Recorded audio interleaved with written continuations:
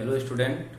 देखिए हम लोग आज बात करेंगे, जो टॉपिक है आज की हमारी, दो बिंदुओं से खींचे जाने वाले रेखाखंड का मध्य बिंदु। देखिए हमने आपको बता दिया था पिछली वीडियो में विभाजन सूत्र के बारे में, ठीक है। आज देखिए हम लोग पढ़ेंगे दो बिंदुओं से खींचे जाने वाले रेखाखंड का मध्य बिंदु। तो आप ध्यान दीजिएगा। देखिए अगर हम यहाँ पर एक बिंदु ले रहे हैं, देखिए अगर हम यहां ले रहे हैं एक बिंदु ए, ठीक है, और यहां हम ले रहे हैं एक बिंदु बी। ए का निर्देशांक हम ले रहे हैं x1 y1 और बी का निर्देशांक हम ले रहे हैं x2 y2। बिंदु ए से बिंदु बी को मिलाने वाला रेखाखंड ए बी, ठीक है।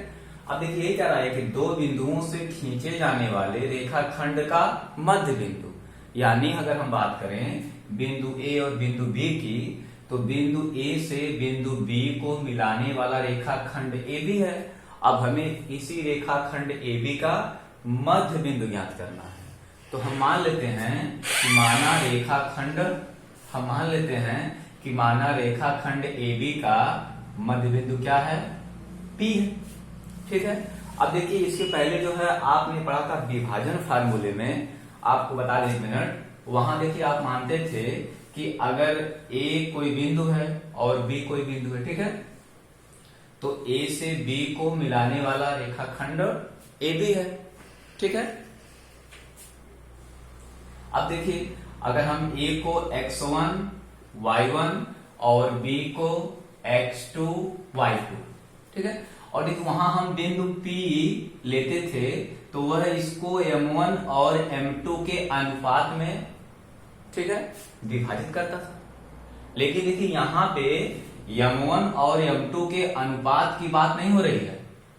देखिए यहां पे बात हो रही है रेखाखंड AB के मध्य बिंदु की बात हो रही है ना। तो अगर हम देखिए मध्य बिंदु की बात करेंगे तो यहां हमें इस स्थिति में, मध्य बिंदु की स्थिति में अगर हम बात करें तो यहां हमें M1 और M2 दोनों पार्ट यानी दोनों भाग आपस में बराबर लेना पड़ेगा। तो देखिए यहां हम क्या बोलेंगे, हम यहां बोलेंगे क्या, M1 बराबर M2। मध्य बिंदु निकालने के लिए क्या बोलेंगे, M1 बराबर M2। तो इस स्थिति में देखिए अगर हम AP को क्या कह दे रहे हैं, K, और PB को देखिए क्या कह दे रहे हैं, K, ठीक है। तो ये हो गया हमारा K और ये भी हो गया K। अब देखिए यहां पे हम लिख सकते हैं AP, ध्यान दीजिएगा, अगर हम यहां बात करें AP बटे में अगर हम बात करें PB की, तो क्या मिलेगा, देखिए हमें ये K बटे में K, यानी ये कितना आएगा, देखिए 1/1। तो हम लिख सकते हैं AP संबंधे PB बराबर 1 संबंधे 1। अब देखिए अगर हम इसे इस सूत्र पर रखना चाहें तो हम कह सकते हैं कि यहां पर जो रेखाखंड AB है इसको बिंदु P क्या करना, देखिए 1 संबंधे 1 के अनुपात में अंतः विभाजित करता है। हम क्या कह सकते हैं कि यहां जो रेखाखंड AB है इसको बिंदु P क्या कर रहा है, 1 संबंधे 1 के अनुपात में अंतः विभाजित कर रहा है। तो यहां बिंदु P का निर्देशांक निकालने के लिए अगर हम अपना विभाजन सूत्र लगा देंगे, ठीक है, हमें अनुपात पता हो गया और बिंदु A और B हमें पता है, ठीक है। तो यहां से हम निकाल लेंगे रेखाखंड AB के मध्य बिंदु P का निर्देशांक, ठीक है। तो देखिए आपने पढ़ा विभाजन सूत्र क्या होता है, देखिए आपने पढ़ा है विभाजन सूत्र में बिंदु P का निर्देशांक, देखिए आपने पढ़ा है बिंदु P का निर्देशांक, बिंदु P का निर्देशांक बराबर, देखिए आप पढ़े हैं M1 x2 plus M2 x1 बटे में M1 प्लस M2 और M1 y2 plus M2 y1 बटे में M1 प्लस m2। तो यहां देखिए ये बिंदु A का निर्देशांक x1 y1 है, बिंदु B का x2 y2 है, और अगर हम बात करेंगे यहाँ देखिए m1 की, तो यहाँ हम लिख दे रहे हैं m1 संबंधे m2 बराबर 1 संबंधे 1। ठीक है, तो देखिए यहाँ मिलेगा हमें m1 1 और ये मिलेगा x2 प्लस m2 1 गुणे में x1 बटे में 1 प्लस 1, और ये देखिए m1 1 गुणे y2 प्लस 1 गुणे y1 बटे में 1 प्लस 1। अब इसे हम आगे सॉल्व करेंगे तो मिलेगा x2 प्लस x1 बटे में 2, और ये क्या हो जाएगा y2 प्लस y1 बटे में 2, और इसे हम इस प्रकार भी लिख सकते हैं क्या, x1 प्लस x2 बटे में 2 y1 प्लस y2 बटे में 2। देखिए क्या मिल गया हमें, रेखाखंड AB के मध्य बिंदु P का निर्देशांक। तो अब आप याद रखेंगे कि अगर दो बिंदु आपको दिया गया है तो इन दोनों बिंदुओं को मिलाने वाले रेखाखंड AB का अगर मध्य बिंदु निकालना है तो मध्य बिंदु का निर्देशांक के लिए सूत्र आप क्या लगाएंगे, x1 प्लस x2 बटे 2 y1 प्लस y2 बटे में 2। ये क्या हो गया, रेखाखंड AB के मध्य बिंदु P का निर्देशांक x1 प्लस x2 बटे 2 y1 प्लस y2 बटे में 2। ठीक है, अब चलिए इस पे हम लोग एक क्वेश्चन लगा लेते हैं ताकि आप इसे और भी अच्छे से समझ सकें।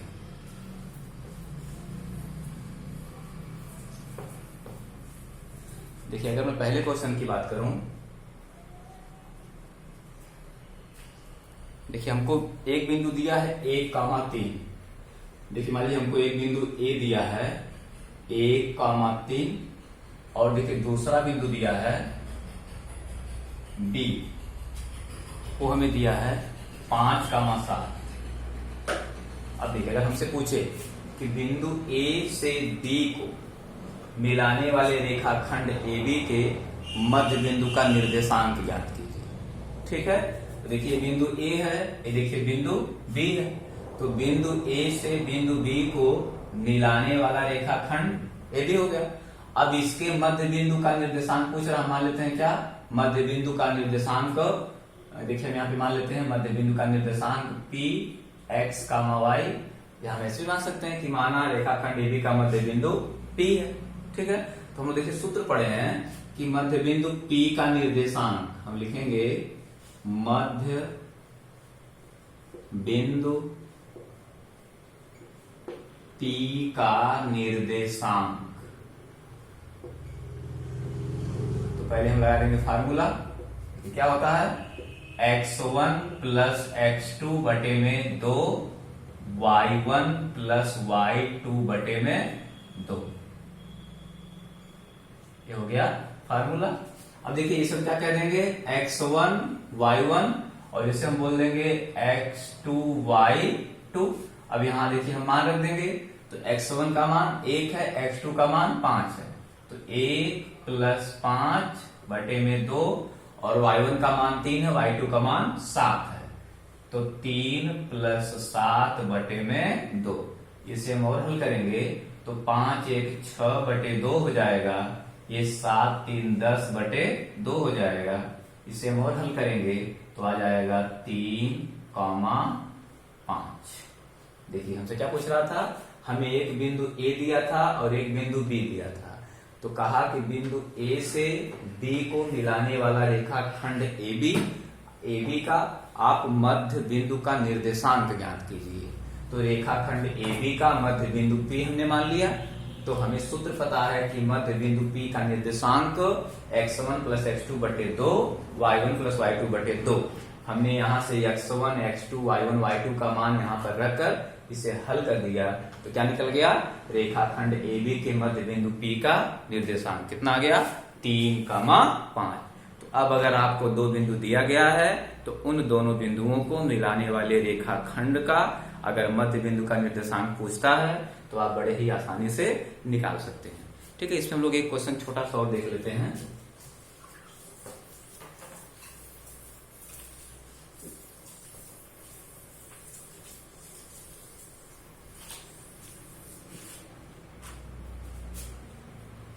देखिए अगर हमें बिंदु दे दे, बिंदु ए देखिए हमको दिया है -2, -4 और बिंदु बी दिया है 10, 14। 10, 14 देखिए बिंदु हमें दिया है। तो ये देखिए बिंदु ए का निर्देशांक -2, -4, ठीक है, और ये बिंदु बी का निर्देशांक 10, 14। बिंदु ए से बी को मिलाने वाला रेखाखंड AB है और इस रेखाखंड AB का हमें मध्य बिंदु ज्ञात करना है। तो देखिए रेखाखंड AB का, ठीक है, ये बिंदु A है, यह बिंदु B है। बिंदु A से बिंदु B को मिलाने वाला रेखाखंड AB है, हमें इसी रेखाखंड AB का मध्य बिंदु ज्ञात करना है। हम मान लेते हैं कि माना रेखाखंड AB का मध्य बिंदु क्या है, P मान लेते हैं। तो अब हम लोग सूत्र पढ़े हैं कि रेखाखंड AB के मध्य बिंदु P का निर्देशांक x1 + x2 बटे 2 फिर कॉमा y1 + y2 बटे में 2, ठीक है। अब इसको हम इसी सूत्र पे रख दे रहे हैं। देखिए हम यहां लिखेंगे बिंदु P का निर्देशांक,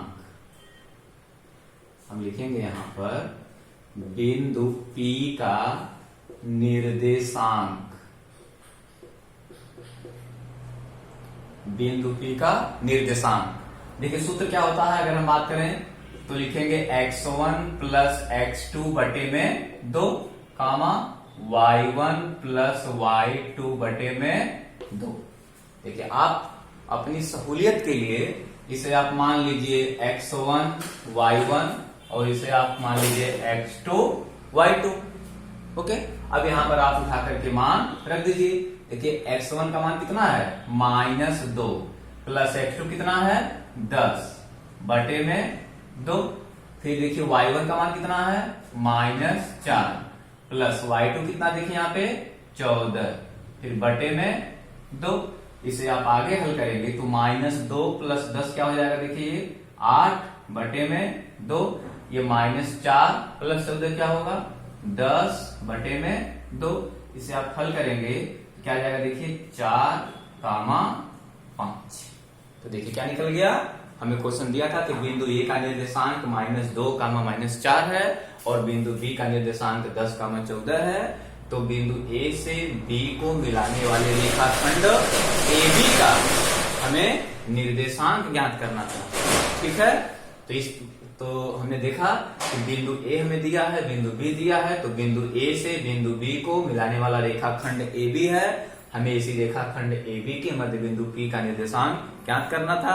हम लोगों ने सूत्र लगा दिया बिंदु P का निर्देशांक x1 + x2 बटे 2 y1 + y2 बटे 2 और यहां से हमने x1 x2 y1 y2 का मान इसमें रखकर हल कर दिया और हमें बिंदु P का निर्देशांक निकल गया, अर्थात रेखाखंड AB के मध्य बिंदु P का निर्देशांक हमें मालूम हो गया, ठीक है। तो आज की क्लास में आप लोगों ने देखा कि किसी दिए गए रेखाखंड के मध्य बिंदु का निर्देशांक हम लोग कैसे निकालेंगे और उसका सूत्र भी आप लोगों ने देख लिया।